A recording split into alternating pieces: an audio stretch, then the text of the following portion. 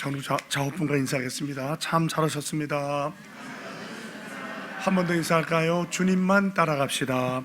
주님만 따라갑시다. 할렐루야. 우리 아버지 하나님은 사랑이십니다. 그 하나님은 여러분과 저를 사랑하십니다. 또한 그 하나님은 여러분과 저를 위한 놀라운 계획을 갖고 계십니다. 2025년 특별 세배 신년 특세 둘째 날, 다시 한번 저 여러분이 우리 주님의 풍성한 사랑을 체험하시고 또 우리를 향한 놀라운 계획을 발견하게 되시기를 주 예수 그리스도의 이름으로 축복합니다. 저는 봉독한 말씀으로 평강을 주시는 하나님이라고 하는 제목으로 여러분과 함께 은혜를 나누기 바랍니다. 말씀 제목 같이 읽겠습니다. 평강을 주시는 하나님. 하나님의 이름을 5가지를 살펴보는데요, 우리 인생의 가장 기본적인 문제의 해결이 하나님에 있습니다. 그리고 그것을 표현해 주는 게 하나님의 이름 또는 명칭입니다. 어제는 우리 인생의 존재의 목적에 대해서 살펴봤는데, 그 인생의 문제 가장 기본적인 목적은 내가 하나님이 아니고 하나님이 하나님으로서 인정하실 때에 그 문제가 해결된다고 했어요. 그래서 그 하나님의 이름이 뭐라고 했죠? 여호와 로이, 여호와는 나의 목자라고 했어요. 오늘은 성경에 나와 있는 대로 여호와 샬롬, 평강을 주시는 여호와는 나의 평강이라는 내용을 가지고 함께 은혜를 나누기 바랍니다. 어느 한 젊은 청년이 연세가 많은 교수님을 찾아오셨습니다. 그리고 여쭤봤습니다. 저는 정말 인생에서 행복한 삶을 살고 싶은데 어떻게 해야 될까요? 그때 물어봅니다. 청년, 행복을 위해서는 뭐가 필요하다고 생각하는가? 생각해 보더니 건강이요, 그 다음에는 재물이요, 그 다음에는 가정이요, 그 다음에는 명예요, 권세요. 그러면 자네는 이것이 다 있다면 행복할 것이라고 생각하는가? 그때 갸우뚱하더라고요. 교수님, 아니야, 한 가지를 놓쳤어. 평강이 있어야 돼. 평강이. 이 모든 거 다 가지고 있어도 평화가 없으면 다 잃어버린 것과 마찬가지네. 이 청년 큰 깨달음을 받고 돌아갔다고 그래요. 저와 여러분도 마찬가지죠. 돈도 있고 명예도 있고 건강도 있고 권세도 있고 다 있으면 좋겠지만 평강을 잃어버리면 아무것도 없는 것보다 똑같거나 더 무서울 수 있습니다. 그래서 많은 사람들은 평강을 위해서라면 모든 것을 다 해요. 돈, 심지어는 마약, 이단 종교에 빠져가도 어떻게든지 이 험한 세상에서 마음의 평강을 누리고 싶어 해요. 그런데 그게 나의 노력으로 되는 게 아닙니다. 왜 우리가 스트레스를 받게 되나요? 평강을 잃어버리나요? 첫 번째, 많은 경우에 2가지를 말해요. 불만, 만족이 없기 때문에. 2번째, 욕심이 많기 때문에. 근데 이것을 좀 더 성경적으로 본다면 한 3가지로 볼 수 있는데, 첫 번째가 내가 어떤 상황을 통제하지 못할 때, 간단히 말하면 내 마음대로 되지 않을 때 우리가 스트레스를 받아요. 내가 생각하는 계획이 있거든요. 가정도 자녀도 사업도 직장도 내가 생각하는 계획이 있는데 그렇게 안 되는 경우가 너무나 많아요. 자녀의 진학도 결혼도 그게 내 마음대로 되지 않을 때 우리가 스트레스를 받게 됩니다. 2번째는 내가 사랑하는 사람이 변화되지 않을 때, 나는 이 사람이 이렇게 되길 바라요. 내 배우자가, 내 자녀가, 또는 내 이럴 때 목회자가, 내 성도가 이렇게 되길 바라는데 그렇게 안 돼요. 그럴 때 우리가 스트레스 받습니다. 이 평강을 잃어버리는 가장 빠른 방법이 내가 사람을 변화시키려고 할 때 안 될 때라고 그래요. 그럼 가만히 있어. 제일 가까운 게 배우자와 자녀겠죠. 3번째, 어떤 문제가 발생했는데 설명이 되지 않아요. 우리는 생각해, 좀 이해라도 했으면 좋겠습니다. 하지만 여러분, 설명된다고 해결되는 게 아니에요. 어떤 때 설명되면 더 괴로울 수 있어요. 차라리 모르고 갔었더라면 좋을 것을 굳이 원인을 찾았다가 괴로워하고 힘들어하는 경우가 많습니다. 그렇다면 이 스트레스를 버리고 내가 정말 원하는 평강을 얻는 방법이 무엇입니까? 그것은 오직 하나님께서. 그래서 오늘 말씀 들어서 하나님께서 여호와 샬롬하고 평강을 주시는 거예요. 한번 따라해 주시죠. 여호와 샬롬, 평강의 하나님. 오늘 본문 중에서 사사기 6장 23절과 24절 2절 같이 봅니다. 여호와께서 그에게 이르시되 너는 안심하라, 두려워하지 말라, 죽지 아니하리라 하시니라. 기드온이 여호와를 위하여 거기서 제단을 쌓고 그것을 여호와 샬롬이라 하였더라. 그것이 오늘까지 아비에셀 사람에게 속한 오브라에 있더라. 성경에는 살롬이라고 있는데 샬롬하고 같은 말이에요. 저를 따라해 주십시오. 안심하라, 두려워하지 말라. 죽지 아니하리라. 아멘. 여러분, 지금 이 올 한 해 지나면서 어떤 불안, 근심, 걱정, 염려가 있어도 안심하십시오. 두려워하지 마십시오. 죽지 않습니다. 죽어도 천국에 가는 것을 믿으시기 바랍니다. 그러니까 주님께서 이게 평강이 필요하기 때문에 계속 말씀해 주시고, 신약 성경에도 예수님이 우리한테 부활하실 때 돌아가시기 전에 3번의 평강을 주셔요. 요한복음 14장 27절입니다. 평안을 너희에게 끼치노니 곧 나의 평안을 너희에게 주노라.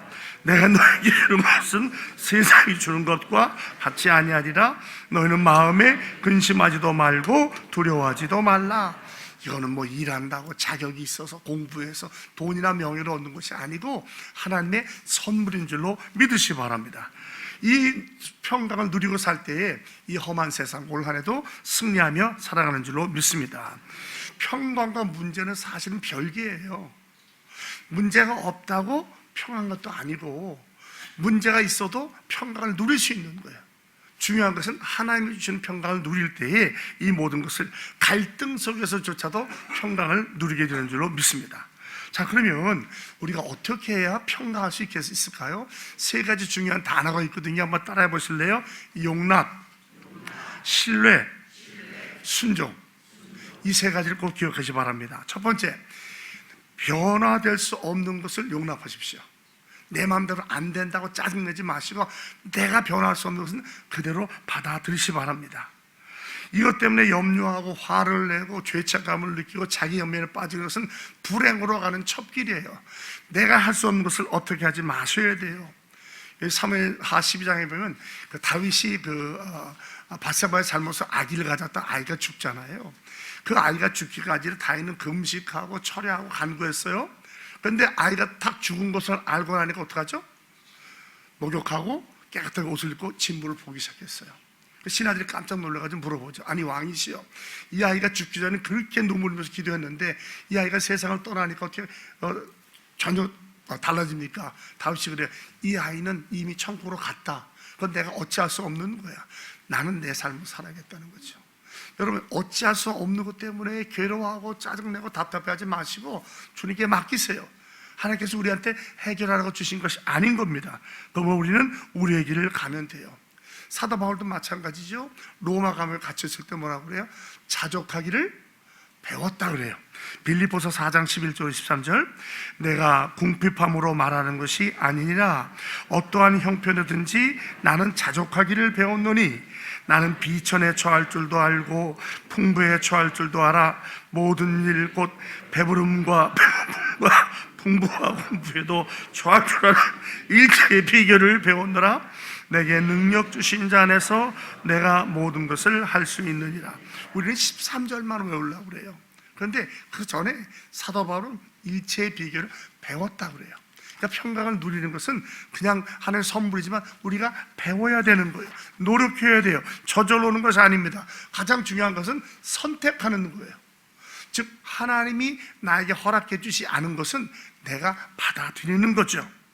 설명 요구하지 말고, 설명을 요구하게 되면 자꾸 스트레스 받고 짜증나고 화나고 분노하게 돼요.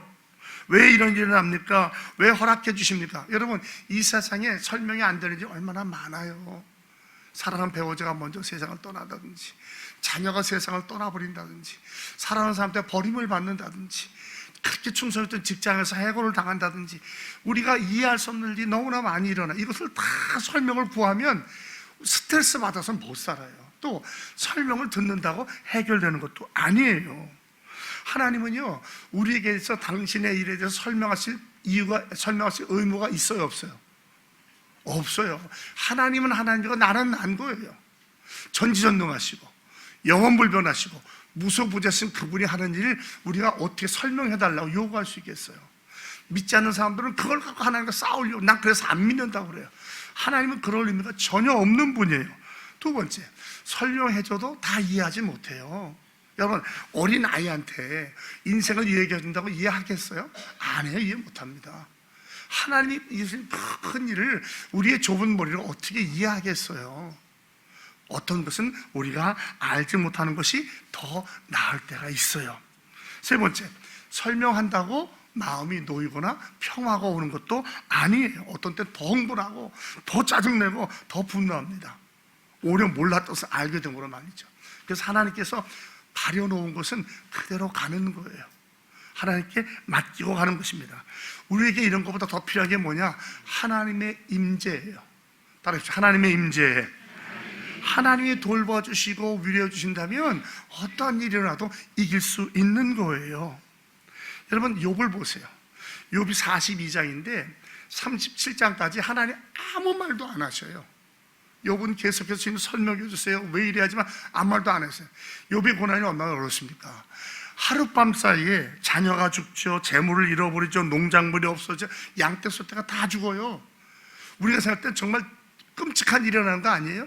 그리고 계속 하나님께 설명을 요구하는데 심지어 그 아내까지 남편 보고 하나님을 저주하고 죽으라고 그래요. 그런데 끝까지 참고 인내하다 보니까 38장부터 하나님이 말씀하시기 시작하는 거예요. 그렇다고 해서 네가 뭐 왜 이러냐 얘기 안 해주셔요. 당신은 당신을 보여주시고 마지막에 42장에 가보면 이전에 이뤘던 것을 배로 받아요. 우리 생각에야 차라리 그런 일이 없었으면 더 좋았겠지 하지만 그건 우리가 관여할 일이 아니에요. 하나님이 하시는 일이에요. 우리가 인생을 다 산다고 해서 삶을 다 이해할 수 있을까요? 그렇지 않을 거예요. 어떤 것은 주님 나라 갈 때까지 모르고 갈 수 있어요. 단 주님 나라 들어갈 때 지금은 우리가 거울을 보는 것 같이 희미하게 보이지만 주님 만날 때는 얼굴을 뵙는 것처럼 깨닫게 될 줄은 믿습니다. 물어보고 싶은 질문이 있어도요, 그때는 질문 안 해도 될 거예요. 천국에 들어가는 그 순간 모든 것을 이해하게 될 줄로 믿습니다. 여러분, 놀라운 욥의 고백을 한번 들어보실래요? 욥기 1장 20절로 22절. 욥이 일어나 겉옷을 찢고 머리털을 밀고 땅에 엎드려 예배하며 이르되 내가 모태에서 알몸으로 나와 싸운즉 또한 알몸이 그리로 돌아가올지라. 주시니도 여호와시요 거두시니도 여호와시오니 여호와 이름이 찬송을 받으실지니이다 하고 이 모든 일에 욥이 범죄하지 아니하고 하나님을 향하여 원망하지 아니하니라. 아멘. 따라하실래요? 주시니도 여호와시요 거두니도 여호와시니 여호와 이름이 찬송을 받으실지니이다. 이것이 올 한해를 살아가는 우리의 삶을 살아가는 저와 여러분의 고백이 되길 바랍니다. 욥기 2장 9절로 10절입니다. 그의 아내가 그에게 이르되 당신이 그래도 자기의 온전함을 굳게 지키느냐? 하나님을 욕하고 죽으라. 그가 이르되 그의 말이 한 어리석은 여자의 말 같도다. 우리가 하나님께 복을 받았은즉 화도 받지 아니하겠느냐 하고 이 모든 일에 욥이 입술로 범죄하지 아니하니라. 따르시오. 하나님께 복을 받았은즉 화도 받지 아니하겠느냐. 여러분, 이게 하나님이에요. 하나님은 생로병사와 희노애락을 복합적으로 보내요. 다 기쁜 것도 아니고 다 슬픈 것도 아니고 다 괴로운 것도 아니고 다 행복한 것도 아니에요. 다만 하나님이 주시는 가운데 우리가 주님을 더 신뢰하기를 배우는 것이죠. 우리 인생에 아마 가장 힘든 것 중에 하나가 하나님의 침묵일 거예요. 뭘 알고 싶고 이해하고 싶은데 하나님 말씀하실 때 하지 않으실 때. 그래서 이 하나님의 침묵이라는 책도 있습니다만은 여러분, 하나님이 침묵할 때는 우리를 더 사랑해주고 기다려주시는 거예요. 마치 바다가 백사장을 걸을 때 두 산의 발걸음이 있었지만 돌아보니까 한 사람만 발걸음이 간가했는데 그때가 내가 제일 힘들 때였다고 그래요. 그래서 주님께 여쭤보죠. 주님, 왜 내가 제일 힘들 때 거기 안 계셨어요? 그랬더니 주님 뭐라고 하셨다고 그러죠? 아니야, 내가 너를 업고 간 거야. 네가 간 게 아니야. 하나님이 정말 인생의 깊고 어려운 시간일 때는 참고 인내하며 기다려주시고 사랑해 주시는 거예요. 그래서 그 라이노트 니버라고는 아주 유명한 신학자가 있습니다. 그가 드린 기도가 평온의 기도라고 그래요. 인터넷 가서 찾아보면 다 나오는데 우리 함께 믿음으로 고백할 수 있게 바랍니다. 라이노트 니버의 평온의 기도를 함께 읽습니다. 하나님, 제가 바꿀 수 없는 것들을 받아들일 수 있는 평온함을 주시고 제가 바꿀 수 있는 것들을 변화시킬 수 있는 용기를 주시며 그리고 그 둘을 구별할 수 있는 지혜를 내려주셔서 하루하루를 살게 하시고 순간순간을 누리게 하시며 고난을 평화에 이르는 길로 받아들이게 하시고 죄로 물든 세상을 제 방식이 아닌 예수님처럼 있는 그대로 받아들이게 하시고 하나님께서 모든 것을 바로 세우실 것을 믿게 하셔서 이곳에 사는 동안 사리에 맞는 행복을 그리고 저곳에서 하나님과 더불어 영원토록 온전한 행복을 누리게 하소서. 아멘. 어떻습니까? 우리의 생각과는 좀 다르죠? 지족하고 만족하고 용납하고 순종하며 평강 가운데 사는 겁니다. 이것이 우리가 진정으로 이 험한 세상에서 평강으로 사는 길입니다. 건강, 장애, 자녀, 결혼 문제, 여러분 할 수 있는 데까지 최선을 다하지만 그래도 안 된다면 하나님께 맡기세요. 다른 길이 없어요. 그걸 억지로 한다고 하다가 부작용이 나오고 더 아이를 잘못 되게 한다든지 배우자에게 상처를 준다든지 그런 경우가 얼마나 많아요. 하나님 앞에서 정직하게 최선을 다했다면 나머지는 주님께 맡기십시오. 주께서 모든 것을 아시고 역사의 뒤에서 주관하실 것을 신뢰하시며 나아가시기 바랍니다. 이것이 평강으로 가는 출발점에 내가 변화시킬 수 없는 것을 용납하는 거예요. 두 번째로 볼까요? 하나님의 돌봐주심을 신뢰하십시오. 주님을 신뢰하는 거예요. 이사야서 26장 3절, 주께서 심지가 견고한 자를 평강하고 평강하도록 지키시리니 이는 그가 주를 신뢰함입니다. 주님을 신뢰하시고 순종하시기 바랍니다. 하나님께서 도와주시고 인도해 주셔요. 잠언 3장 5절로 6절, 너는 마음을 다하여 여호와를 신뢰하고 내 명철을 의지하지 말라. 너는 범사의 그를 인정하라. 그리하면 내 길을 지도하시리라. 아멘. 이 세상에 과연 문제없는 삶이라는 게 있을 수 있을까요? 없죠. 제가 항상 말씀드리지만 문제없는 사람들은 어디 가면 찾아볼 수 있어요? 공동묘지가 있는 거예요. 살아있다는 증거가 문제가 있다는 거예요. 너무 이상적으로 막 내가 뭐 된 것처럼 나는 그러면 안 돼. 꿈 깨세요. 깨몽이라고 그래요. 깨몽. 나한테 있어서는 안 돼. 아니에요. 우리 인간은 다 똑같아요. 제가 말하죠. 종류만 다르고 정도만 다르지 없는 사람은 없어요. 누굴 물어보세요. 예? 연예인들 얼마나 화려하고 멋집니까? 그런데 우리 뭐 새롭게 와서 거기 봤더니 어떤 연예인인데요, 공황장애가 있어가지고 비행기도 못한대요. 비행기도. 그랬더니 그 인도하는 그 주영훈 씨인가? 그분이 그러더라고요.